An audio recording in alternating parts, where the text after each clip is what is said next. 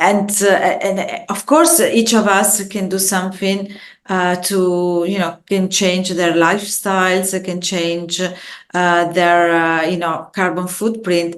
But really, it is important that we start to vote and to be represented by those leaders that really have a vision of a better, a sustainable world.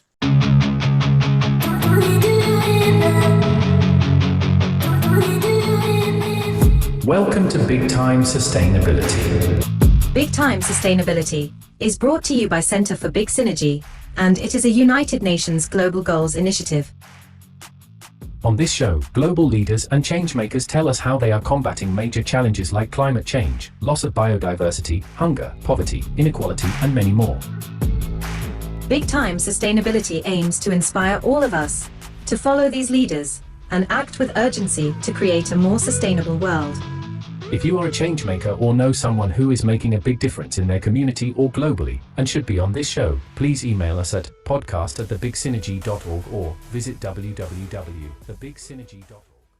So welcome to yet another episode of Big Time Sustainability. Today we have a leading global sustainability champion with us. We have Roberta Boscolo. Roberta is the climate and energy lead of WMO, or the World Meteorological Organization, as many of you would know. Today we are speaking to Roberta to find out about her journey in WMO, as well as all the impact she's created as a global sustainability champion. Welcome to Big Time Sustainability, Roberta. I would start by thanking you for finding the time to come and speak to us and spread your pearls of wisdom amongst our listeners and our viewers. If you could please expand a little bit more about your role at the WMO and your journey so far, that'd be very helpful. Thank you very much. Thank you for inviting me. As you said, I am the head of the unit working on climate and energy. And this is really how to apply all the information that we have on climate, weather, and water to support the energy system. Energy system, which at the moment is going through a big transition from fossil fuel based basically to renewable energy, which is kind of weather-based energy, because we know that renewable energy is harnessing the power of wind, of solar, of rivers and water to generate clean energy, which is needed to combat climate change. So this is a little bit what I'm doing now. My journey to arrive to WMO was really a long journey. I started as a scientist looking at oceanography initially. So it was a big project led by UN, led by WMO, but it was really a global program. And I was just contributing to this program from UK, and it was studying the role of ocean in the climate. And then eventually I moved I came to Geneva to work closely to the research, climate research program, which we started to talk to look at how to predict climate, because of course we were quite good to predict the weather, but it is just 5 days forward in advance. But we wanted to understand how is the climate going forward in the next 10 years, 5 years, 10 years, and decades, and at the end of the century, because this is what we have an idea how the climate is changed. And so that was the program really that I was working on. And it was all this scientific background information that then has been used by the IPCC, the Intergovernmental Panel for Climate Change, to produce their assessment reports that are every 7 years. What made me change to then from science to really basic science to more applied science, so application of science to specific sector, was the fact that I realized a lot of the studies, a lot of the information that we had in that we were producing, we were studying, were communicated really among the group of people that were working on this program. We were very little push. There was a little push to outreach more outside our community. And at a certain point, I thought that we really need to use this data, to use this knowledge, and really have an impact on people, on the communities, on the negotiating, on the policy. And I felt that this was a very important aspect and an important step that we need to do. And I did it at that moment when I was thinking about how to have a bigger impact of in the world.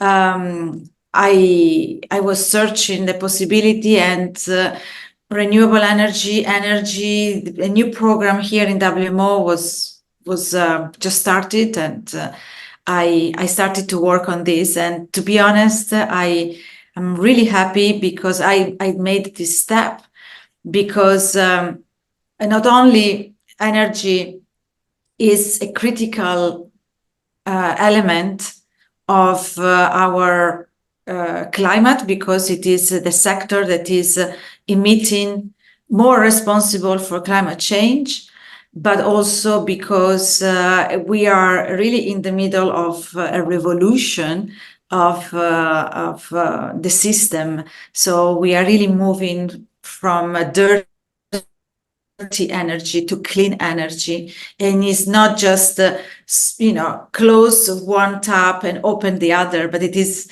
to reinvent the whole system. And it's really fascinating time to work on climate and energy at this time and space. Oh, wonderful! That's a wonderful journey you've had, and I'm sure the impact your work is creating will not just benefit this generation, but obviously generations to come. And I think that's what the hope and the efforts of all leaders as yourself is trying to achieve. So, Roberta, going back to and we ask this to all our guests just to be sure that we don't miss out on you as well. Has there been any personal moments of realization, or that moment when you thought, I really need to do this because this is probably going to be one of the most important things I would do for myself in this lifetime? Yeah, it was really, as I mentioned before, realizing that the knowledge, the scientific knowledge, has to be communicated in a better way, has to be told to people in a simplified way that can be understood, but also can reach people in terms of understanding how climate is impacting them, their lives, and how it is important to go through the change that we needed. I think I realized that, and not only I tried to change my work, but also I started to communicate more in social media. At that time, I didn't know that I was just starting to explore what was the social media and how I could communicate through the social media. And I started doing LinkedIn, and then I grew a community of, I have now 135,000 people following me.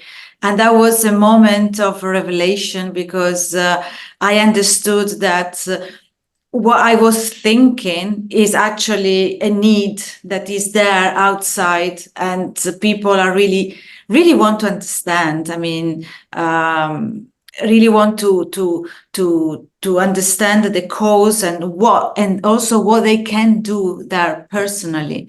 I feel like that. Try to simplify the messages and also say, what a kind of action we can do, what is the urgency and the action that is there for them. I think I provide some kind of empowerment, which is what is needed in this moment to change, because it is not just a small change. It's not just change the energy system, is also change our lifestyles, is change the food that we eat, is changing our transport, our holiday, everything. And people has to be aware of this.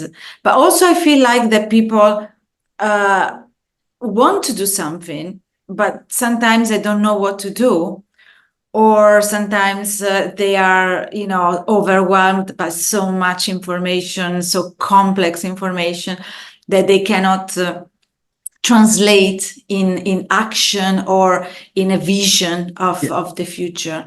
So I think like working on the climate change, that one side, we know that is really accelerating, and is at the moment we are not controlling it. I mean, to work also on energy, that is a big solution for climate change, is a combination of the two that is really exciting. Right. Great. Absolutely. I mean, I think from a recent research, wasn't very not too recent though. I think they identified 85% of the population globally. They are unaware of sustainable global goals, or the sustainability development goals, or the global goals. So let alone, take the active steps, even though the United Nations has the 170 actions. But not many people know that. So as a civil society organization, our effort has been always to reach out to each and every member of public and tell them what they can do. And you're absolutely spot on with the fact that people are conscious and getting more and more conscious, and they're trying to do something, but perhaps always don't find the right ways to do things. So at WMO, in your current role, how is WMO helping either businesses, governments, or members of public be more aware of these bigger issues, and what steps they can take? So WMO, the core action, the core business of WMO is really collect all the observations of the Earth. So we have observations of temperature, wind speed, solar radiation, ocean heat, and many others in all over the world. So we, through WMO and the Met Services, National Met Services, we maintain this network of observations, which is vital to have a very good weather forecast. So the weather forecast is initialized by every 3 hours by these observations, and is able to produce kind of, I would say, accurate forecast till 5 days. But we have been doing this job, since the inception of WMO, which more or less is more than 100 years. So now we have a lot of observations of the Earth in the last 100 years. And then what we do is we look at this time series of and some indicators of the climate, and then we can see how climate is changed. For example, we look at the composition of the atmosphere, or the chemicals that goes in the atmosphere, and we realize that the concentration of carbon dioxide, of methane, of nitrous oxide, which are the most potent greenhouse gases, is increasing every year. And this is the mechanism why, these gases, they form a kind of shield so that the radiation of the sun comes to the earth, and then instead of being radiated back, they are kept in the atmosphere, and they increase the temperature. We know that this temperature is absorbed, for example, 90% of it by the ocean, and the ocean is increasing the temperature, and there is an impact on the sea level rise as well, because it's a massive body that is becoming, warmer and warmer, and therefore expands. But also we know that this temperature is also, as the increase of temperature is absorbed by the glaciers, and and we have example of reducing glaciers in the mountains, melting glaciers at very high speed. And also we know that Greenland is melting, and some other glaciers, as I said, but also the sea ice extent of the pole in Arctic and Antarctic is reducing as well. So these are all indicators that we look, and we see what is we are monitoring the Earth, the climate of the Earth. We produce every year a state of a climate, and we provide information that are then being used by negotiator, for example, at COP. They are used by politician, and hopefully guide the negotiation to some policies that would help to reduce the emissions, because as we know, it's emissions of these gases that is the cause of climate change. Emissions that is due to human activities, like burning fossil fuel to create energy for our industrialization, methane coming from waste and agriculture, large-scale agriculture, and so on. So what we want is, unfortunately, all these data are really alarming. And temperature, for example, last year was the hottest here on record. We had an increase of 1.45 degrees with respect to the pre-industrial level, and so we have targets that we set up as a community around the world. But these targets we are getting close to these targets. So we are looking at all these indicators to be able to provide information on what is needed to do. We need to do.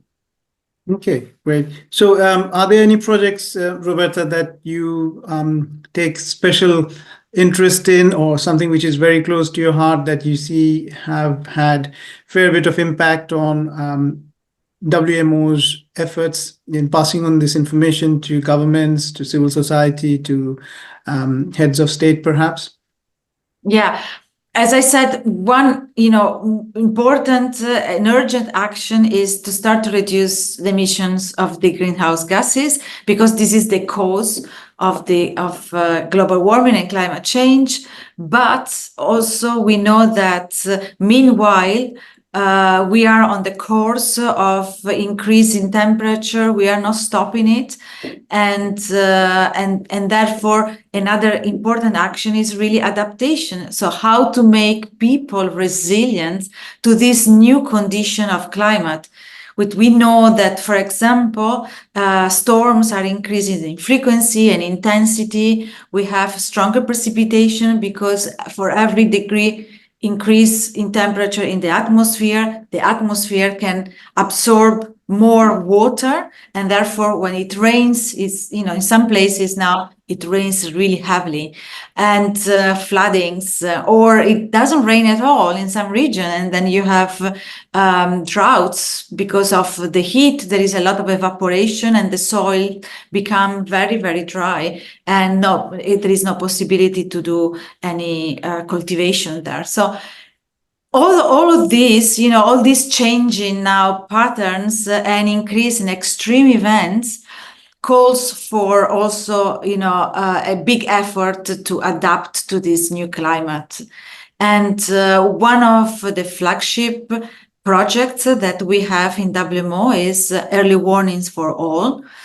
And we are really trying to be able to, we are trying as WMO, we work closely with other agencies like the Red Cross and the Telecommunication Union and the United Nations Disaster Risk Reduction to put together our effort and be able to build a system of information that provides preparedness to people. So it is a step to start to adapt to climate. We have information on climate that we provide to critical sectors that helps them to be prepared, so to become more resilient to climate change, like water, health, disaster risk reduction I mentioned, and agriculture, for example. And this is some information to specific sectors. We have also started to look at a global observation for greenhouse gas emissions, which, because at the moment we only say, we look at the concentration of greenhouse gases in the atmosphere, but we want also to see where they come from, and also how is deforestation contributing, or how is the ocean absorbing these greenhouse gases, the CO2 or not. So to have a more granular vision of the emission of greenhouse gases. So it's called the Greenhouse Gas Watch program. And personally, what I do is I use all this information to provide decision-making, science evidence decision-making for example, for new renewable energy projects, to find out where these resources are abundant, solar, wind, how they change, and how projects can take into account of this variability, as well as very important, how to help this critical infrastructure like hydropowers, nuclear powers, and the grid, the distribution grid, to be resilient to extreme events that are, as I said, becoming more intense and more frequent in some places. Great. No, I think that's a huge amount of work, and I'm sure your team keeps extremely busy with all of these reports and all of these sort of statistics and data that you have to crunch. So, Roberta, we hear quite often from civil society that despite the best efforts of the United Nations and all its agencies, we're still trying to reach a consensus on the action, be it adaptation, mitigation, or investments, for example. What do you think are the biggest kind of challenges the world is facing to be able to enact everything that kind of generally agrees or is agreed by the world, but we're finding it difficult to take those steps, be it investment for green energy or whatever else that is required? What do you think are the biggest challenges at the moment? Well, the biggest challenges, especially at the negotiating area, is really countries that are, of course, based. Their economy is based on fossil fuels, and of course, these countries see the climate change as something that is against their development, their economic development. And the big challenge is how to help these countries to be part of the solution as well. I mean, not only to oppose to suggestions. At the end of the day, I think it's always very important to be represented by the good leadership. I feel there is many times there is a disconnection between what the people really want and what our representative actually do, in terms of policy and agreement. And of course, each of us can do something to, can change their lifestyles, can change their, carbon footprint. But really, it is important that we start to vote and to be represented by those leaders that really, have a vision of a better, a sustainable world. I feel this is the big challenge, also because the politics, as it is now, is always a very shorted vision. Is for the next 4 years and then re-election. But climate change is actually a problem that has to have a long-term vision. We need to look at the end of the century, what is happening. We need to take into consideration what is going to happen to the next generation, because it is not just me polluting here and that's it. I mean, it's just I'm polluting here. This pollution goes everywhere. And this pollution is affected people that are much vulnerable than me. Plus, this pollution stays in the atmosphere for 100 years or 100 and more, and then is also affecting the next generation. So the big, issue of climate change needs a bigger vision that I feel like the leadership or the way that we have built our society, our system, democratic system, is not able to provide. Yeah, I totally agree. And probably there was a research that came out suggesting democracies which not necessarily follow the same Western democratic structure, perhaps are more efficient in coming up with green energy initiatives because they are having a different kind of leadership, having more long-term vision and longevity, so to say, of the leadership to be able to bring those changes.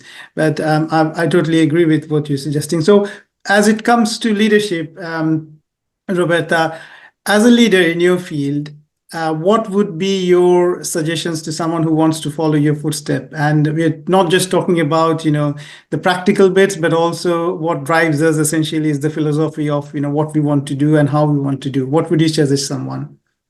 Well, I don't know if, it's a very, I don't know exactly what is the recipe of becoming a leader. I would say for me, it is, 3 elements really. First, the passion to really do something that is impactful.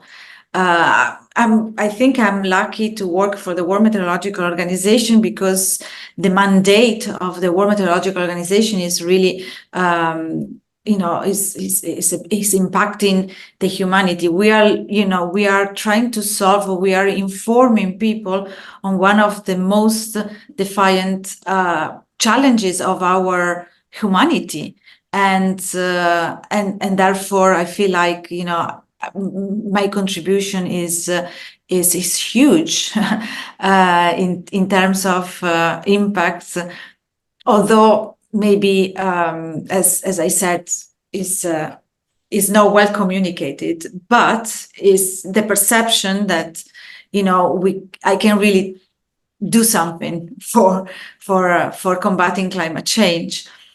And second, I think, is communication is really important to communicate what we do in a way that is really touch the people in front of us.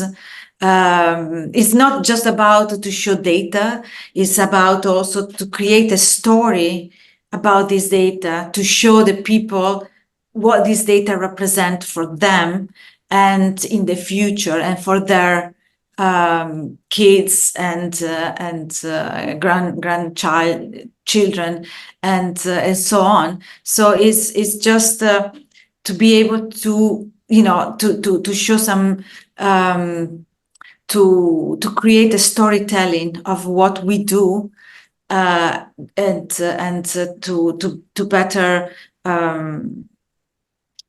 entrain the community. And third, I think, is the ability, I think, at the end, we really care. I mean, to have the sentiment of caring of what you are doing is important. It is more than the idea of doing something important. Is actually caring to make sure that what you do is achieve something. You make things happen, and you work for that. I mean, it's difficult. It's always very difficult, but to make sure that you have this sense of achievement and caring that your work is going to lead to something important.